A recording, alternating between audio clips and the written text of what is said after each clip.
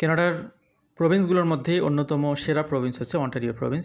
এই অন্টারিও প্রভিন্সের বিভিন্ন প্রোগ্রাম নিয়ে অনেক সময় মানুষের অতি আগ্রহের কারণে ইভেন ইমিগ্রেশন রিপ্রেজেন্টেটিভ যারা আছে তাদের মধ্যে অনেকে মিথ্যা আশা দিয়ে বিভিন্ন ক্লায়েন্টদেরকে প্রতারণা করে থাকে। এছাড়াও হরহামেশা অন্যান্য প্রতারক চক্র তো আছে। তো এই ফ্রড কেসগুলোকে রিমুভ করার জন্যে 28শে মে কানাডার অন্টারিও প্রভিন্সিয়াল গভর্নমেন্ট নতুন একটি অ্যাক্ট চালু করে। সেই বিষয়টি নিয়ে মূলত আজকে আমাদের আলোচনা। আশা করছি তথ্যগুলো অনেকের জন্য সহায়ক হবে। তো কানাডা এবং পৃথিবীর বিভিন্ন প্রান্ত থেকে যারা শুনছেন আশা করি তথ্যগুলো দেখবেন এবং জেনে উপকৃত হবেন। New Ontario PNP YNP senses 2025 two combat immigration fraud. তো ইমিগ্রেশন ডিপার্টমেন্ট নিয়ে দেশে বিদেশে নানান ধরনের প্রতারণা হয়ে থাকে, সেটা আপনারা জানেন। দুঃখের বিষয় হলো আরসিআইসি কনসালটেন্ট বা লাইসেন্সধারী অনেক কনসালটেন্টরাও এখানে এই সিন্ডিকেটের সাথে অনেক জায়গাতেই জড়িত থাকে। এর ফলে অনেক মানুষ মনে করে যে লাইসেন্সধারী কনসালটেন্ট হওয়া মানে তিনি 100% সার্ভিস দেবেন। এখানে একটা বিষয় সেটা হলো যে কোনো লাইসেন্সধারী কনসালটেন্ট কখনোই আপনার ভিসার গ্যারান্টি 100 দিতে পারবে না। এটা যারা লিগাল কনসালটেন্ট তারাও দিতে পারবে না। যারা ইললিগালি এই ধরনের কাজগুলো করে তারাই এই ধরনের বিষয়ের সাথে যুক্ত, বা তারা ধরবেন গ্যারান্টি দিয়ে কাজ দিবে, বা যারা যোগ্য ব্যক্তি না তাদেরকে নানান ধরনের সলসাথী দেখিয়ে স্বপ্ন দেখাবে। পরিশেষে দেখা গেল যে 2-3 বছর ঘোরার পরে তাদের আর স্বপ্ন বাস্তবায়িত হয় না, কিন্তু মাঝখান দিয়ে তারা $5,000, $10,000, $15,000, $20,000 নষ্ট করে ফেলে তাদের পিছনে। তো আজকের এই যে আলোচনাটি মূলত মুখ্য বিষয় সেটি, যেটি গভর্নমেন্ট এখানে খেয়াল করেছে এবং সেটার আলোকে নতুন স্টেপ নিয়েছে। Ontario is taking bold steps to protect newcomers from immigration fraud while strengthening the integrity of its immigration system. তো 28শে মে 2025-এ অন্টারিও গভর্নমেন্ট যেটি চালু করে সেটার নাম হচ্ছে working for workers 7 act 2025।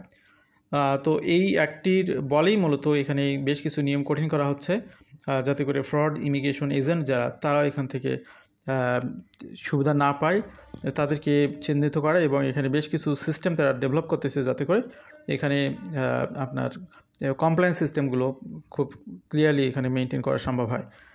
Reforming the Ontario immigrant nominate program and crack down on fraudulent practices that exploit vulnerable immigrants.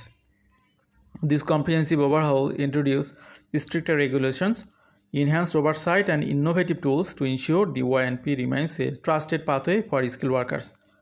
International students and entrepreneurs seeking permanent residency in Canada's most populous provinces. For tougher measure for immigration representative to the introduction of a new employer portal, these updates signal a transformative shift in how Ontario manages its provincial nominee program. তো এখানে মূলত Province তার অথরিটির মাধ্যমে এখানে আরও compliance system develop করে, যার ফলে তারা বুঝতে পারে যে কোন অ্যাপ্লিকেশনটা অ্যাকচুয়ালি এখানে ফ্রড হিসেবে আসতেছে, কোন অ্যাপ্লিকেশনটা অ্যাকচুয়ালি জেনুইন অ্যাপ্লিকেন্টদের কাছ থেকে আসতেছে। এই বিষয়গুলোতে আরও তারা খেয়াল করবে।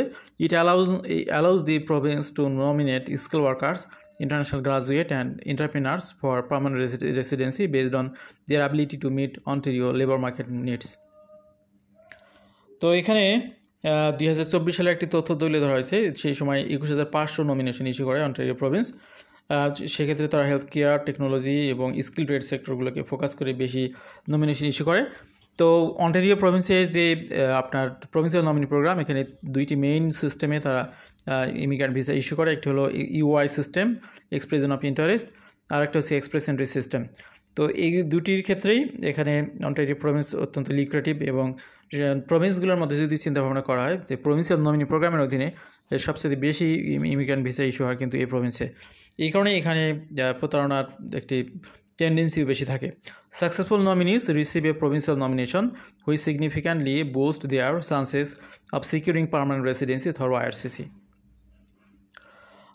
However, the YNP popularity has made it target for fraudulent immigration representatives who exploit newcomers from charging exorbitant fee for false promise and permanent residency. এই বিষয়টি খুবই গুরুত্বপূর্ণ যে আপনি অনেক রিপ্রেজেন্টেটিভ রয়েছে, ফ্রাউডুলেন্ট রিপ্রেজেন্টেটিভ, তারা মিথ্যা আশা দিয়ে এখানে $1,000 হাতিয়ে নেয়। এই বিষয়টিকে সাবধান করার জন্যই the working for workers 7 act 2025 aims to address these issues head-on, ensuring fairness, transparency, and efficiency in the immigration processes. তো এখানে যে পরিবর্তনগুলো আনা হবে তার মধ্যে একটি অন্যতম গুরুত্বপূর্ণ হল ইন পারসন ইন্টারভিউ সিস্টেমটি চালু করা। In person interviews two combat fraud, এক্ষেত্রে যেটা হবে, one of the most significant update is the authorization for OINP inspectors to require in-person interviews with applicants. This measure aims to verify authenticity of applications and prevent fraudulent claims such as fake job offer or mispresented qualifications. তো এখানে ইন্টারভিউয়ের মাধ্যমে একটা মানুষের সাথে কথা বললেই সে যখন তার এক্সপিরিয়েন্স শো করবে, সে যখন তার বিষয়ে অনেক পজিটিভ কথা লিখবে সিভিতে, বাস্তবিকভাবেই সেগুলো আছে কিনা আদৌ সেগুলোকে স্ক্রুটিনি করার জন্য, যাচাই করার জন্য ইন পার্সন ইন্টারভিউগুলো হবে, যাতে এখানে কোনো ধরনের ফেক জব অফার নিয়ে তারা প্রতারিত না হয় বা না আসতে পারে, এই ধরনের বিষয়গুলো খেয়াল করা হবে। তবে আজকে যারা শুনছেন, যারা বিভিন্নভাবে নিজেদের যোগ্যতা না থাকা সত্ত্বেও চেষ্টা করেন, তাদেরকে সাবধান হতে হবে নিশ্চয়ই। আর যারা রিয়াল ওয়েতে আবেদন করবেন তাদেরও খেয়াল করতে হবে তারা যাতে কোনো ফ্রড কনসালটেন্ট বা রিপ্রেজেন্টেটিভ বা সিএসির অধীনে না পড়েন। এই বিষয়গুলো খুব ভালো করে খেয়াল করতে হবে। By empowering immigration officers to conduct face to face interviews, Ontario can better ensure that only genuine candidates progress through the nomination process. This changes responds to a growing concern about immigration fraud. তো এখানে একটা তথ্য দেখা গেছে যে Canada border service agency তারা দেখেছে যে 2019 থেকে 2024-এর মধ্যে তারা 153 জন ইন্ডিভিজুয়ালস তারা এখানে জড়িত ছিল কনসালটেন্ট রিলেটেড অফেন্সেসের সাথে। দেখা গেল যে সামহাও তাদেরকে বিভিন্নভাবে ম্যানেজ করে প্ররোচনা করে তাদেরকে পাঠিয়েছে, ধরা পড়েছে গিয়ে কানাডা বর্ডার সার্ভিস এজেন্সির হাতে। তো এই ধরনের 153টা কেস আইডেন্টিফাই হয়েছে। এই কারণে এগুলোর উপর ভিত্তি করে মূলত এই নতুন স্ট্রিক্টার রুলসটি 28 মে থেকে চালু করেছে Ontario Province. Fraudulent representatives often exploit newcomers by providing false job acceptance letter, coercing them into forging documents or scamming them out of tens of thousands of dollars.